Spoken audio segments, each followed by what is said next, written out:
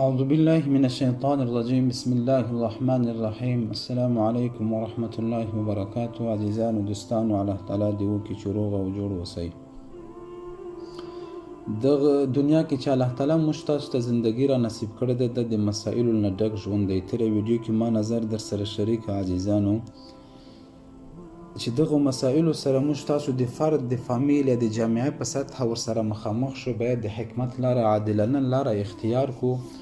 ویشارتوب په دغه کې دی چې باید سړی صحیح دغه مسایلو نه ځان وباسي. په همدا مسله پاتې کېږو. یو څه خبره موږ تاسو افغانانو دپاره ما په نظر ډېر سخت مهم ده چې بعضې وخت سړی په نظامو هم بحث وکړي، په حکومتونو هم بحث وکړي، په جهاد هم بحث وکړي. هغه عملی اقدام چې تقریبا 100 کالو کې موږ د خپل نظامونو په باره کې افغانانو کړی دی، آیا دا صحیح اقدامونه وو؟ آیا دغه نتیجه سره وخته؟ هغه اقدامونه که د اسلام په نام وي، که د جهاد بازی په نام وي، آیا دا صحیح اقدامونه وو؟ آیا د سیرت نه دغه شی زده کیږي؟ آیا دغه مسایلو سره چې موږ تاسو د وطن په سطح مخامخ کیږو، نو د یغه نه د یستلو لاره څه دی؟ هر ملک تقریبا په دنیا کې ډېر وطنونه د مشکلاتو سره مخامخ شوي، د جنګونو سره مخامخ شوي.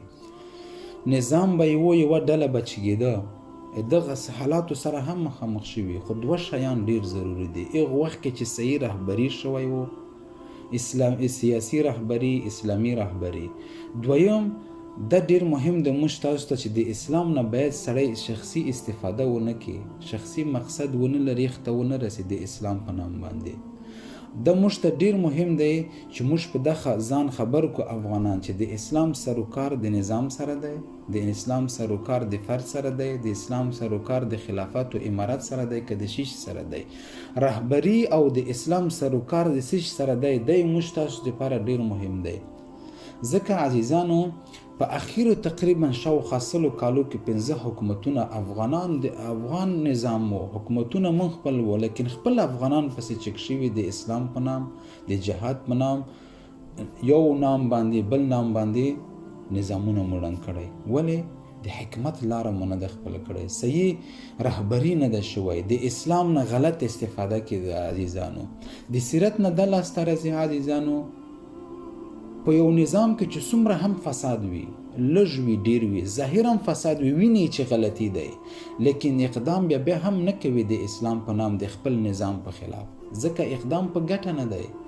د یو شی نن ثابت شوی دی چې ته اصلاحات راولې، فساد د منځه وړې، په نظام کې وړې، په جامعه کې وړې، کور کې وړې، خاص کر نظامو کې د یو شی ثابت شوی دی، په یقین رسیدلی دی چې د جنگ د حل لاره نه دی، توره یستل د حل لاره نه دی.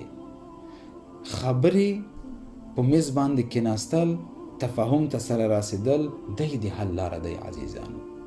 که چیرته د خپل نظامونو پسې سړی چې ګیږي او په یو نام په بل نام چې دغه کې فساد دی، دا دی، د هغه دی، که عملی اقدام د حل لاره وای، نن به افغانستان جوړ وای، نن به موږ په دغه نورو دنیا کې په دربدري کې ژوند نه کوو. نن افغانانو په عزت کې به خپل افغانستان کې ژوند کوو. لیکن به وخت اقدام، به ځای اقدام د خپل حکومتونو په هر نام چې وي، د نن اقدام عزیزانو د سبا نتیجه دی. تقریبا 100 کاله مخکې مو غلط اقدام اخستی، نن هم نتیجه وینو او په هغه پسې روان یو عزیزانو. هغه فکر مخبر کړ. ټول افغانان افغانستان ته دعا کوي چې الله تعالی د امن راولي، الله تعالی د جوړ کی، الله تعالی د اقتصاد سم کی، لیکن الله تعالی هر شی راکه، نظام راکه، اردو راکوي. په داخلي 100 کالو کې نظامونه راکړل، اردو راکه، اقتصاد مو جوړ شو، الله راکه. خپل افغانان د اسلام او د جهاد په نام ورپسې پورته شو، ډنګ موک. د افغانانو کړی، دا باید ومنو عزیزانو، د هیڅ هم نه ده کړی. د مسؤلیت دغه کار افغانانو کړی. لکه سیرت ته رجوع وکړو، د نبی علیه الصلاة والسلام د صحابه او اقوال، د صحابه او سیرت ته رجوع وکړو، دا شیان لاسته نه راځي. هلته دا لاسته راځي چې د اسلام سروکار د انسانانو د ذهنونو سره و، د انسانانو د فکر سره و، چې ذهن او فکر به یې بدلوي، عقیده به یې ور اصلاح کوي.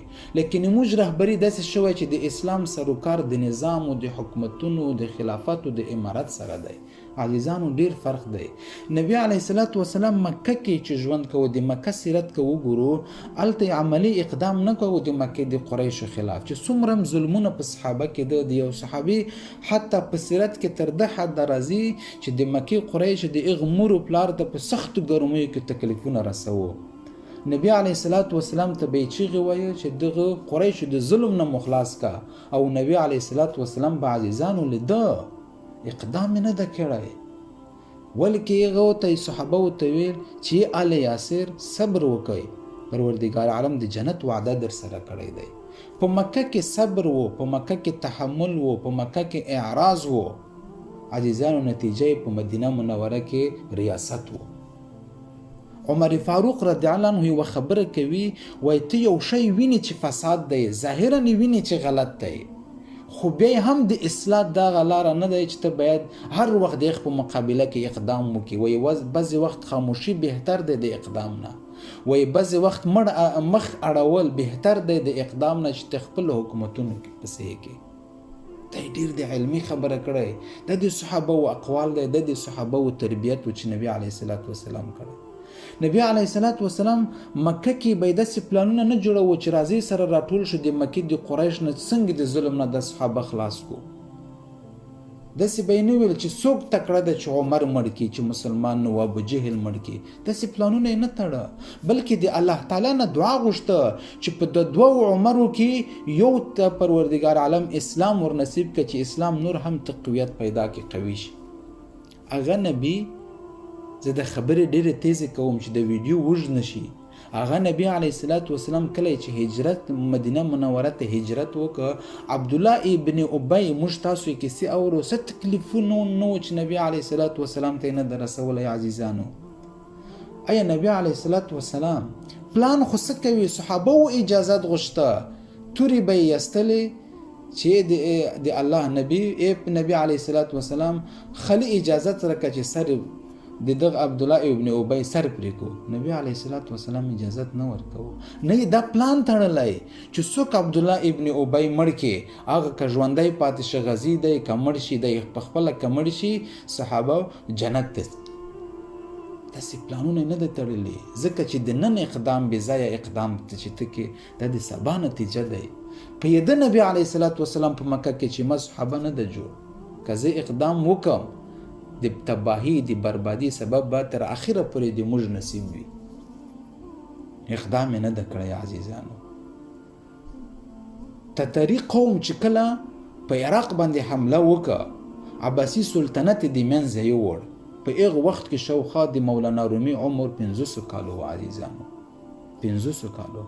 مصنوي په ذریعه د خلق روحاني اخلاقی تربیت ک ورسره یو بل شی یو شو چې د حالاتو سره ته اوس مخامخې څه به کوي؟ مصنوي په ذریعه څه به کوي؟ څنګه به د حالاتو نه ځان وباسي؟ رهبري کوو ورته ویل څه د حکمت لاره ده چې ته یې واخلې. په یخ کې یوه قصه ډېره مشهوره ده چې موږ تاسو اورېدله دی د خرګوش او د شیر خبره، د سوی او د زمری خبره. مصنوي په ذریعه خلقو ته دا وایي چې د حالاتو نه چې دغه نظام په تاسو مسلط دی څنګه به ځان وباسئ. عزیزانو ورته وایي چې په یو ځنګل کې شیر اوسېده، د شیر د ظلم نه ټول حیوانات ځناور سخت عذاب وو. هر وخت په ځناورو باندې حمله کوو د خپل خوراک لپاره. مصنوي په ذریعه ورته وایي خلقو ته صحیح لاره وښیي چې د حالاتو نه ووځئ. وایي په حیوانات ځناور سره کېناسته یو مجلس جوړ کړه، شیر ته یې وویل چې ته په موږ حمله مه کوه، موږ خپل روزانه یو حیوان درته لېږو د خوراک دپاره.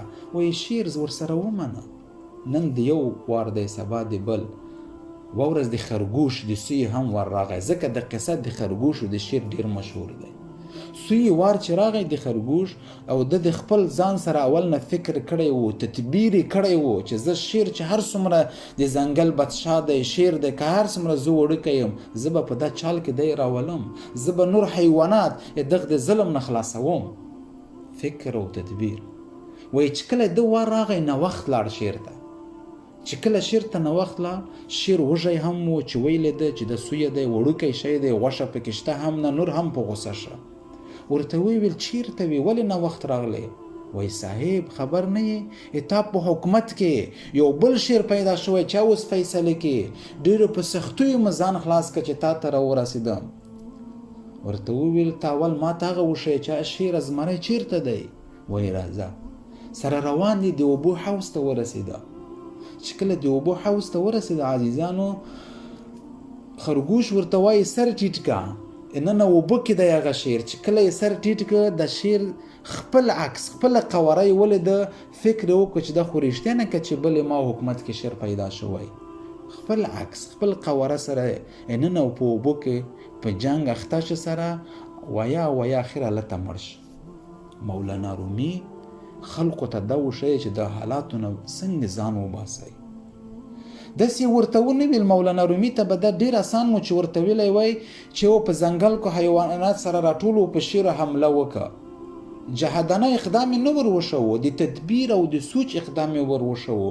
همیشه اقدام د انسانانو د ګټې دپاره نه تمامیږي بلکې د نظامونو د ړنګولو دپاره تمامیږي. عزیزانو په یوه خبره به مو سر خلاص وي همیشه دپاره هغه دغه دی چې موږ باید دا زده کړو چې اسلام د امارات اسلام د خلافت سره سروکار نه ده. د اسلام په نام باید اقدام نور پرېږدو.